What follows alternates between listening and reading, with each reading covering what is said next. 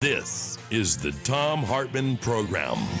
Greetings, my friends, patriots, lovers of democracy, truth, and justice, believers in peace, freedom, and the American way. Thom Hartmann here with you, and welcome back from your Labor Day weekend.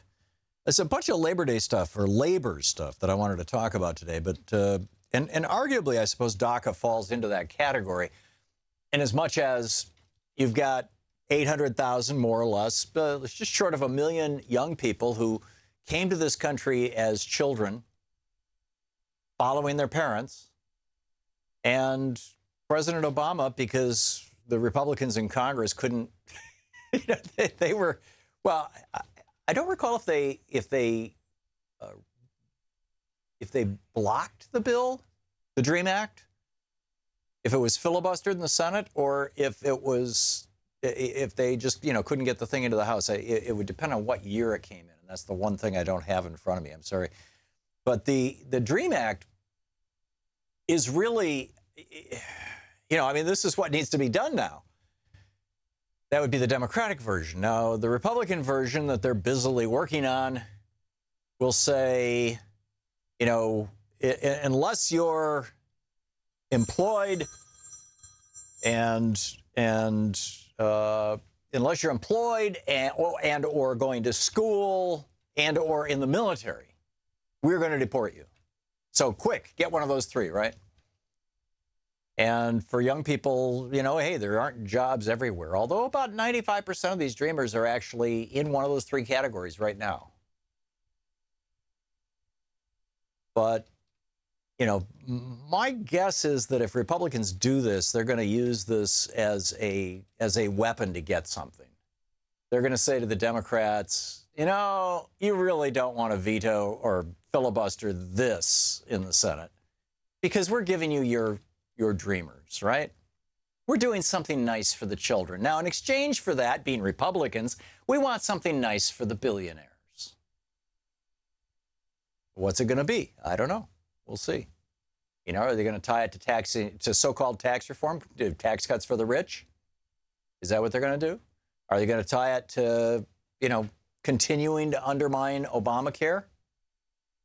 This is incredible. The Trump administration, they have cut the budget for this fall. There's an open enrollment period. It was supposed to be 3 or 4 months. They've cut it down to like 2 months. I think it's November, December now, maybe a little bit of January. And the budget has been cut from $100 million in 2016 down to $10 million to advertise the fact that, hey, if you want Obamacare, you have to sign up for it now. Except that they use that money to make a series of videos that you can find over on the whitehouse.gov site from people saying, I hate Obamacare. Seriously, this is the money to encourage people to sign up.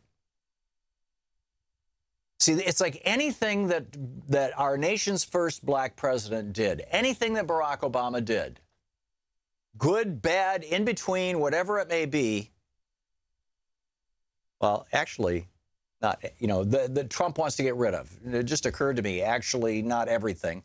President Obama continued the war or the occupation of Afghanistan and Iraq. Trump wants to put that on steroids. He, started a few other military. So anything that doesn't support the billionaires and the military-industrial complex, Trump is going to reverse. Obama didn't prosecute the banksters. Trump is not going to start. So, he's being very selective. Basically, anything President Obama did that helps average working people or people of color, Trump is going to reverse. Business Insider, Bob Bryan had a piece last week about this whole thing, increasing enrollment in Obamacare. And they slashed the length of open enrollment in half. It's now from November 1st to December 15th, and it used to go from November 1st to the end of January. So they literally cut in half the period of time during which you can sign up for Obamacare. So is that going to be what they want in exchange for legitimizing dreamers? Who knows? Who knows? Remarkable stuff. Have you seen this McDonald's ad that starts out with the branch manager, saying, "Hey, where's my French fries?" And then this young kid comes in and says, "Got this letter," and he hasn't even opened it yet. And the manager opens the letter and says, "Oh, we're pleased to announce that you've been accepted." And then it talks about how McDonald's is supporting young people going to college. This is the ad. Can you hear this? What's going on? Oh, hey. We've all seen this ad, right? They've been playing it like crazy. Everybody, 2 seconds. Dear Sebastian, after careful consideration of your application... So, hey, wonderful. We gave you a job and we support you and go to college. The response to Hurricane Harvey has been really, really interesting. We're seeing, well, Jeff Bezos, the same thing, actually. This isn't Hurricane Harvey, but it's sort of the same thing. This is Jeff Bezos saying to the Twitter sphere, "Hey, how should I give away my money?" Right? How should I give away my money? What should I do? And, the guy's worth $80 billion now. And one of the suggestions that one of his employees made was, how about paying your people well?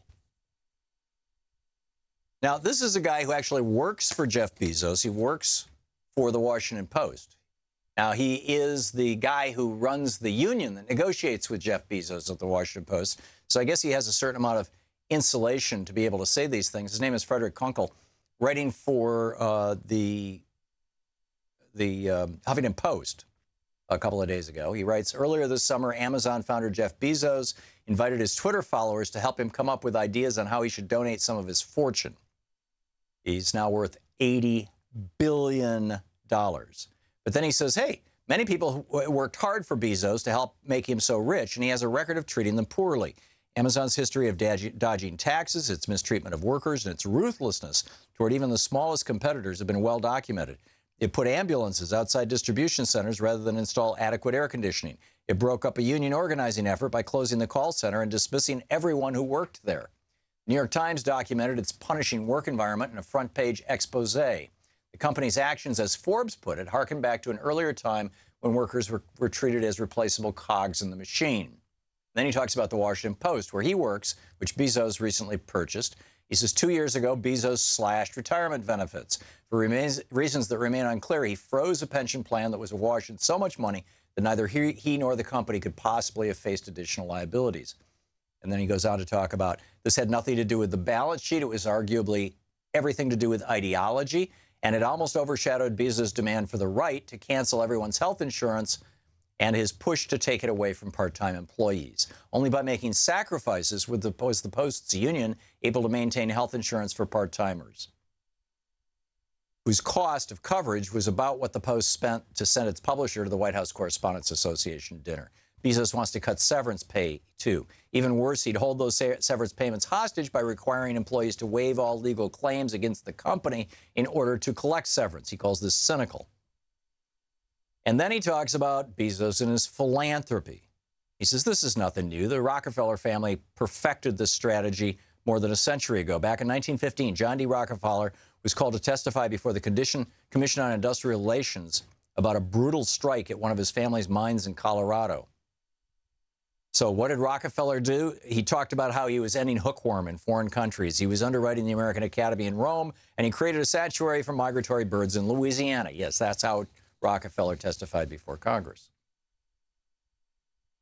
So the point of all this is you've got the billionaire class, and you've got working people, and you've got government as the only thing that can protect working people from the billionaire class. But the billionaire class does not want you depending on government. They do not want government to have that kind of consensus, of approval. They don't want the government to have that kind of appreciation. They don't want the government to have that kind of power, frankly. And so they promote these memes. There's one on the printer, Louise. They promote these memes that that I'd like to read on the air. They promote these memes that just, basically are destructive to democracy, frankly, and memes that cause us to think that, government is incompetent, government can't do anything right.